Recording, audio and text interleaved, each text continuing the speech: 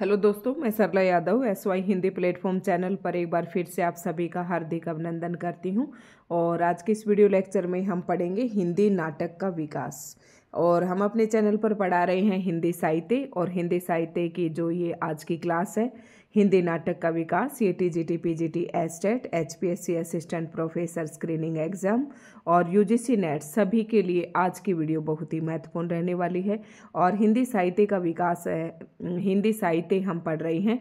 और हिंदी साहित्य मैंने बिल्कुल आदिकाल से प्रारंभ किया था, आदिकाल, भक्तिकाल, रीतिकाल और आधुनिक काल। आधुनिक काल का हमने पद्य खंड जो है बिल्कुल संपूर्ण कर लिया।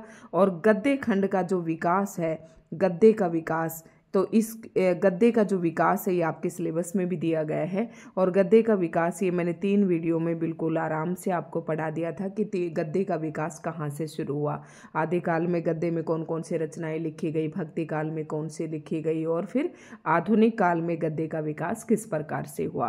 तो आप देख रहे होंगे कि गद्य का विकास, तो गद्य के अंतर्गत ही हमारी हिंदी की वो विधाएं आती हैं जिसमें विचारों की प्रधानता होती है। जैसे हिंदी नाटक, जैसे नाटक, कहानी, मतलब गद्य के अंदर कौन कौन से आ जाएंगे आपके कहानी, नाटक, उपन्यास, रिपोर्टाज, संस्मरण इत्यादि जो हिंदी की विधाएं हैं ये सारी गद्य के अंतर्गत आ जाती हैं।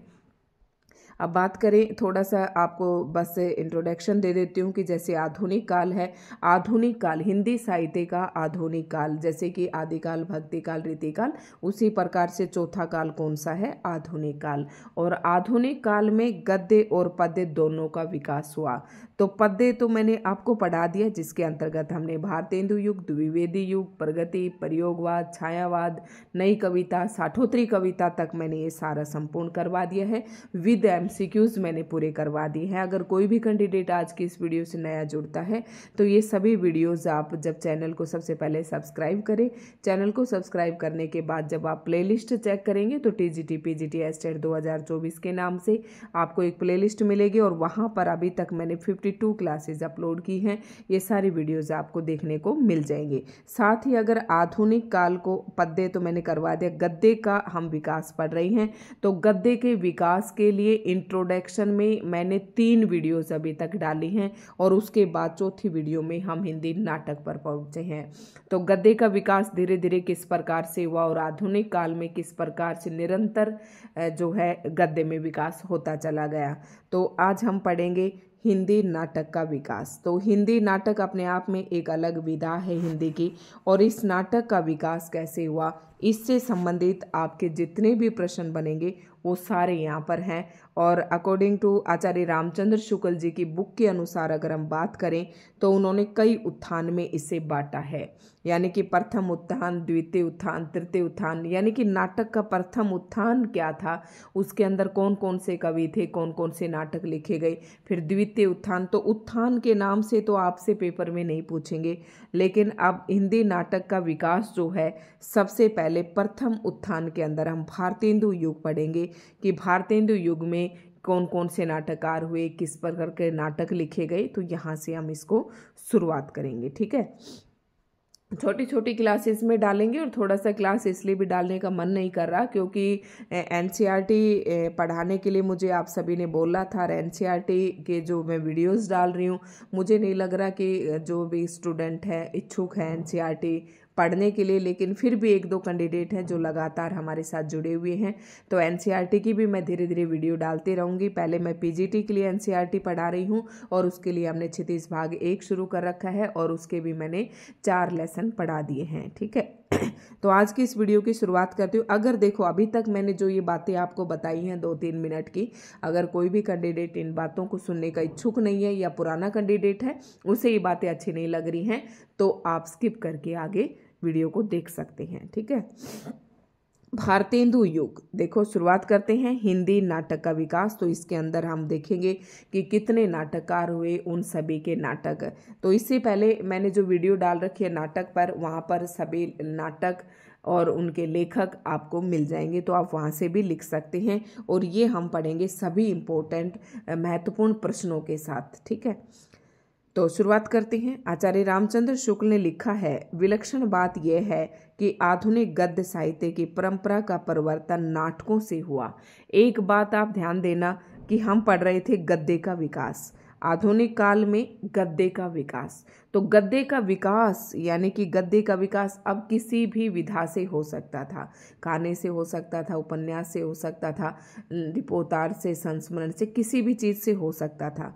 लेकिन आचार्य रामचंद्र शुक्ल जी ने लिखा है कि सबसे विलक्षण मतलब अद्भुत बात तो ये है कि आधुनिक गद्य का जो विकास है या आधुनिक गद्य साहित्य की परंपरा का शुरुआत जो है वो नाटकों से हुआ। यानी कि गद्य का विकास या प्रारंभ कहाँ से हुआ? नाटक से हुआ। अब ये प्रश्न ये उठता है कि हिंदी का प्रथम नाटक कौन सा है, नाटककार कौन है और कौन उसे मानने वाला है। ठीक है, तो प्रथम नाटक अब हम देख लेते हैं। ये काफ़ी प्रश्न यहाँ से कई बार पूछ लिए जाते हैं। अब जिस बुक से मैं पढ़ा रही हूँ, कई बार कैंडिडेट पूछते हैं कि मैम ये बुक कौन सी है, तो ये बुक है गोविंद पांडे सरस्वती पांडे की बुक से मैं पढ़ा रही हूँ। और इसी बुक को मुझे कंप्लीट करने के लिए कई कमेंट भी आए हैं कि मैम इसको आप कंप्लीट करवाइए। तो गोविंद पांडे सरस्वती पांडे की बुक को एक बार अगर आपने शुरू से अंत तक पढ़ लिया तो आप वास्तव में हिंदी के मतलब विद्यार्थी कहलाने लायक बन जाएंगे। आपकी इतनी नॉलेज आपकी क्रिएट हो जाएगी कि हाँ आप हिंदी के स्टूडेंट हैं। ठीक है, हिंदी का प्रथम नाटक तो डॉक्टर दशरथ ओझा, गए सुकुमार रास, भाषा कौन सी है? अपभ्रंश, और मूल नाटककार इसका देलहन है। ये क्या बात है, एक मिनट इसे,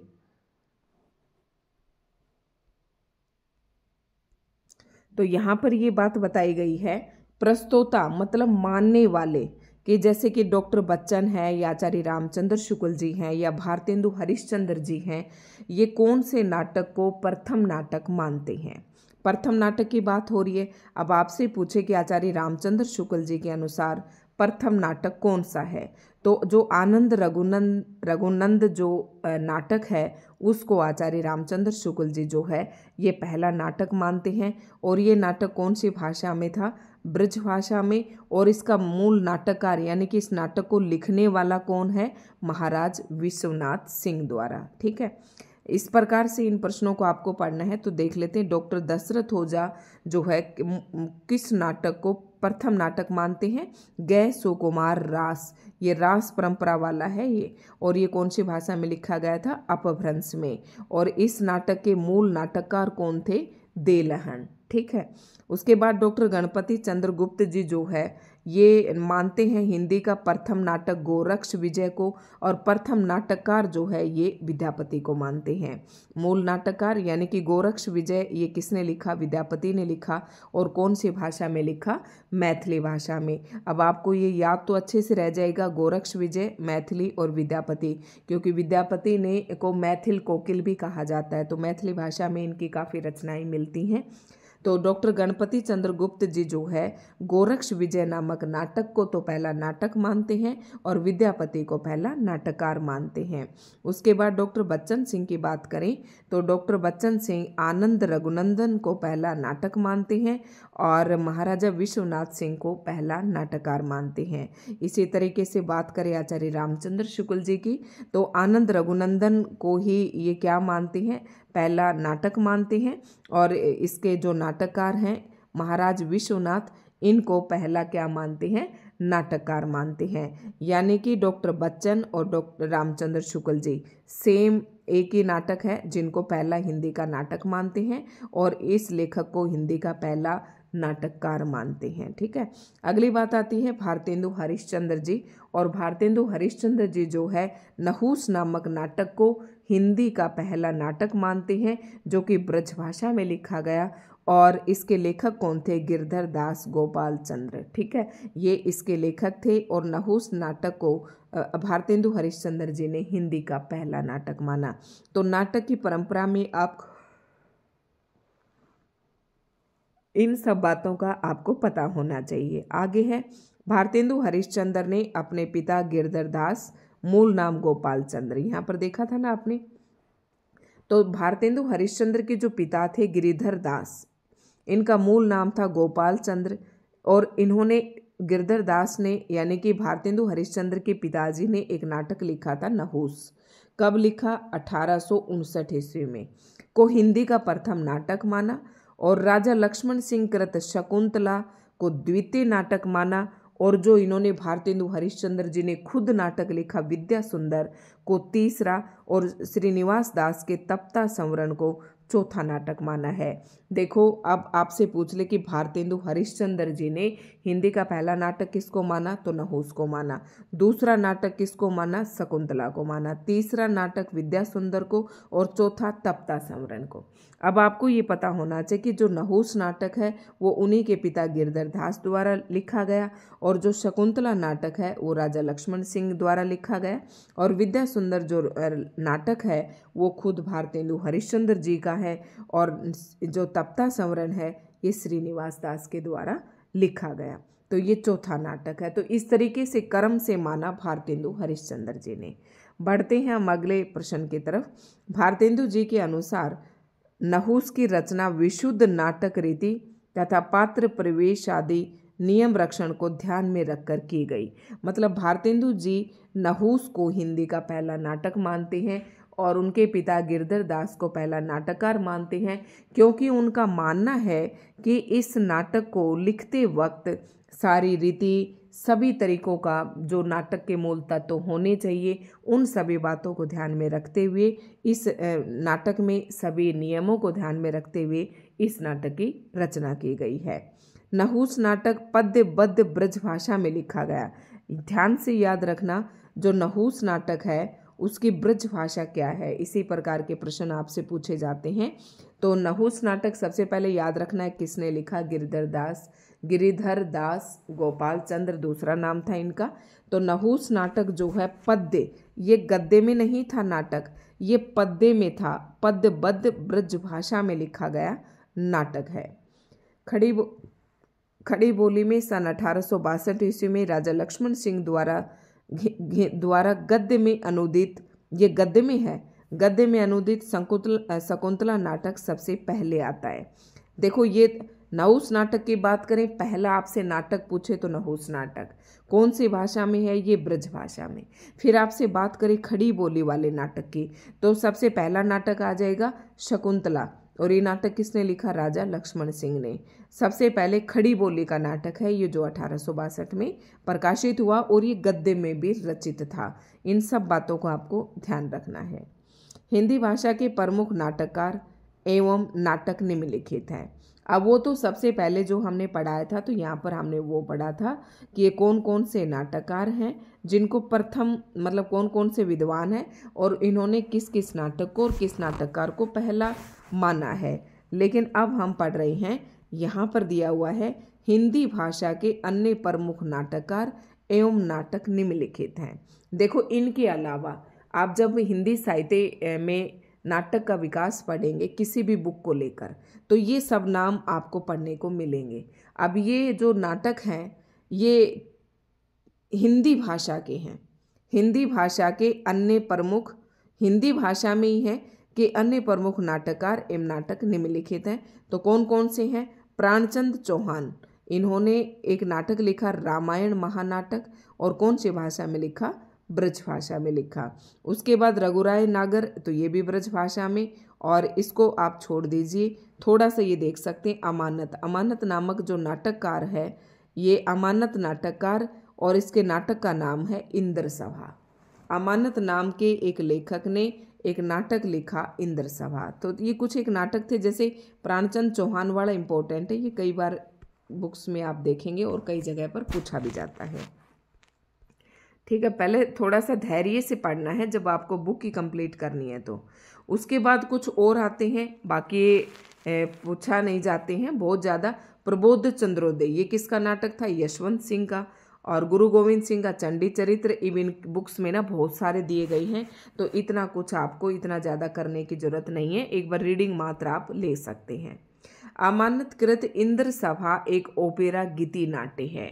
देखो, सब कुछ पढ़ने से अच्छा है आपको वो पढ़ना है जो आपके एग्जाम ओरिएंटेड है, और क्या छोड़ना है ये हमें सबसे पहले पता होना चाहिए, और क्या पढ़ना है ये भी पता होना चाहिए। तो मैंने आपको लेखक बताया था कि अमानत की एक रचना है, नाटक है इंद्र सभा। ये किस प्रकार का नाटक है? ये गीति नाट्य है, ध्यान रखना है। इस तरीके जैसे करुणालय है वो गीति नाट्य है, इस उर्वशी है तो ये चंपू काव्य है, सॉरी। तो इस प्रकार के करुणालय को भी गीति नाट्य कहा जाता है। तो इस प्रकार के प्रश्न ना पेपर में पूछे जाते हैं। अंग्रेजों द्वारा प्रथम रंगशाला प्ले हाउस नाम से सन 1776 ईस्वी में कलकत्ता में स्थापित किया गया था। हम क्या पढ़ रहे हैं? नाटक का विकास पढ़ रहे हैं ना। तो नाटक का विकास कहाँ से शुरू हुआ? तो अंग्रेजों द्वारा नाटक के लिए प्रथम रंगशाला या प्ले हाउस खोला गया। कब? 1776 में, और कलकत्ता में इन्होंने स्थापित किया अंग्रेजों ने। सन 1777 में कलकत्ता थिएटर की स्थापना हुई। 1776 में तो कलकत्ता में स्थापित किया अंग्रेजों ने प्ले हाउस, और उसके बाद 1777 में कलकत्ता थिएटर की ही स्थापना हुई। आधुनिक हिंदी का पहला अभिनीत नाटक शीतला प्रसाद त्रिपाठी का जानकी मंगल माना जाता है। अब हम बात करें हिंदी का पहला अभिनीत नाटक। अभिनीत शब्द का मतलब है कि हिंदी का वह पहला नाटक जिसे रंगमंच पर प्रदर्शित किया गया हो। तो वो कौन सा नाटक था? शीतला प्रसाद त्रिपाठी द्वारा रचित जानकी मंगल। ठीक है, ये प्रश्न पूछा जाता है कि जानकी मंगल नाटक जो है उसके लेखक कौन है? तो शीतला प्रसाद त्रिपाठी। और ये हिंदी का पहला अभिनीत नाटक है, और ये 1868 ईस्वी में काशी में खेला गया, और जिसमें लक्ष्मण का अभिनय भारतेंदु हरिश्चंद्र ने किया। वेरी मोस्ट इम्पोर्टेंट पॉइंट है, यहाँ से एक एक प्रश्न भी कई बार पेपर में पूछा जाता है कि जो नहुस नाटक था, नहीं सॉरी, जो जानकी मंगल नाटक था, इसमें लक्ष्मण का अभिनय, यानी कि आप जिसे रोल कहते हैं ना, अभिनय, लक्ष्मण का अभिनय किसने किया था? तो ये भारतेंदु हरिश्चंद्र ने किया था। काशी में ये खेला गया था, और 1868 में इसे अभिनीत किया गया था। शकुंतला के अभिनय में प्रताप नारायण मिश्र का अपने पिता से मूंछ मुड़ाने के लिए आज्ञा मांगना प्रसिद्ध है। जब भी आप बुक्स में डिटेल पढ़ेंगे, ये क्या है ना, सरस्वती पांडे और गोविंद पांडे की जो बुक है, ये उस जो आप सब्जेक्टिव टाइप की कोई भी बुक पढ़ेंगे तो वहाँ से एक एक लाइन को चुन कर यहाँ पर लिखा गया है। तो थोड़ा सा इसे समझना, थोड़ा सा आपको जब ध्यान से पढ़ेंगे तो ये आपको ये समझ में आएगा। अदरवाइज जब आप सब्जेक्टिव बुक पढ़ेंगे और वहाँ से आप नोट्स निकाल कर लाएंगे तो आपको लगेगा कि इस बुक में ये नोट्स इस प्रकार से बने बनाए हैं। ठीक है, तो शकुंतला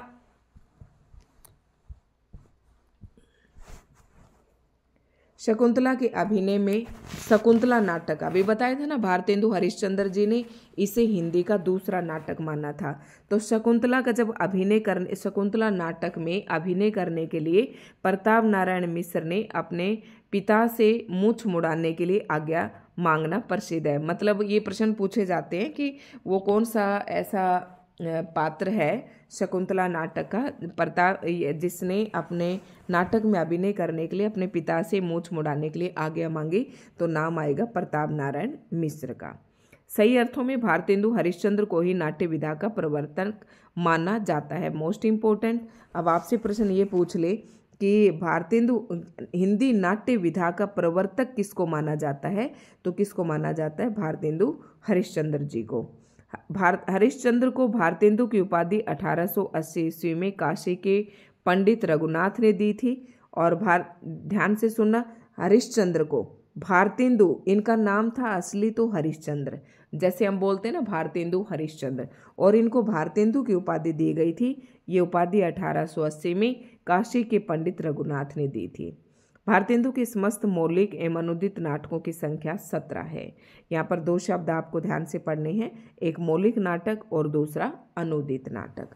तो मौलिक नाटक होता है जो मूल रचना होती है, जो उस कवि की खुद की रचना है, और अनुदित नाटक होता है जो किसी और दूसरी भाषा में लिखा हुआ नाटक है, उसका जो लेखक है वो भी कोई और है, लेकिन उस नाटक का जब कोई लेखक दूसरी भाषा में अनुवाद करके लिखता है तो उसे हम अनुदित नाटक कहते हैं। तो अनुदित नाटकों की संख्या इनकी कितनी है? मौलिक और अनुदित नाटक दोनों को मिला ले भारतेंदु जी के, तो इनके नाटकों की संख्या 17 है। भारतेंदु का पहला नाटक विद्या सुंदर माना जाता है, जो कि 1868 में प्रकाशित हुआ। तो भारतेंदु हरिश्चंद्र जी की मौलिक नाटक। अब मोस्ट इम्पोर्टेंट है, यहाँ से आपको ढंग से पढ़ना है कि भारतेंदु हरिश्चंद्र जी के मौलिक नाटक। एक तो ना पेपर में यही पूछ लिया जाता है कि कौन सा भारतेंदु जी का मौलिक नाटक है या कौन सा भारतेंदु जी का अनुदित नाटक है।